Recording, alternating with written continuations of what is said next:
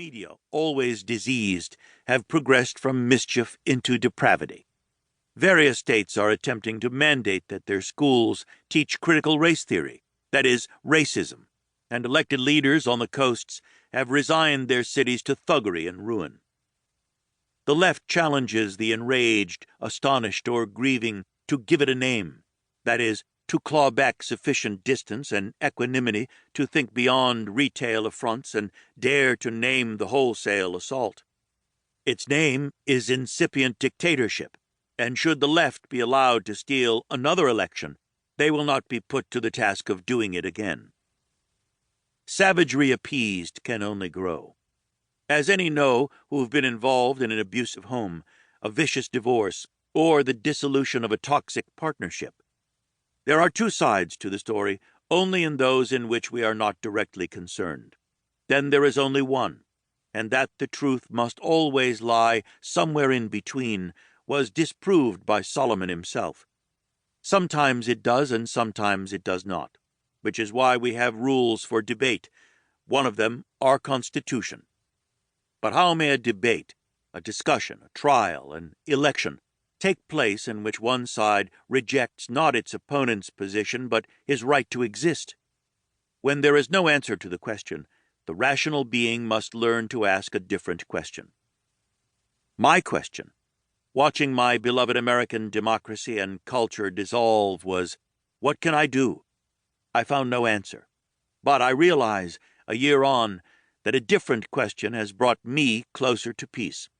That question is this: how might I achieve clarity? These essays, written during that terrible year, are a record of that attempt. The Fountain Pen. Parsons in pulpits, taxpayers in pews, kings on your thrones, you know as well as me. We've only one virginity to lose, and where we lost it, there our hearts will be. Kipling, The Virginity, 1914.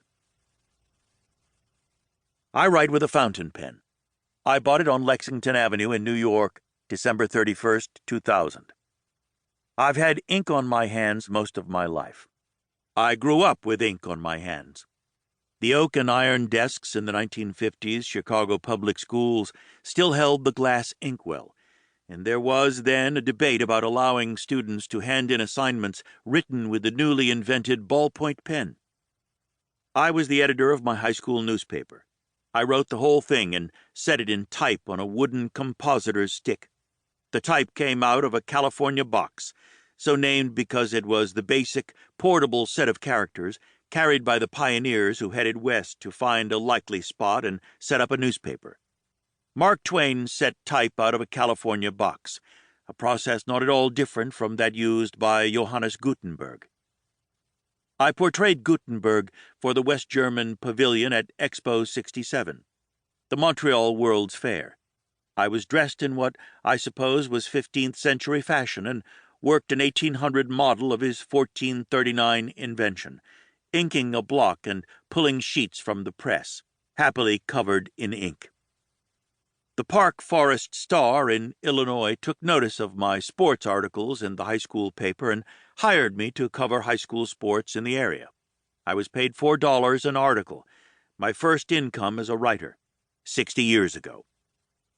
Chicago's literary tradition derives from journalism.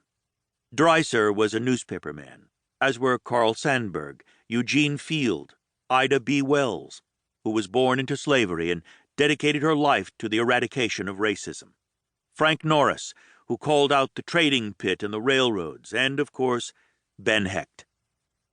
He and Charles MacArthur wrote the greatest, in any case the most transformative, American play, The Front Page. Do read his sketches of city life. 1001 Afternoons in Chicago, 1922. Dashed off and perfect. And see also his contemporary Finley Peter Dunne and his comic creation Mr. Dooley, the great Irish sage and bartender. There was no better school for a writer than journalism.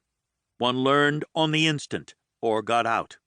To get it right, get it fast, keep it simple, and pay it off. Damon Runyon, 1880.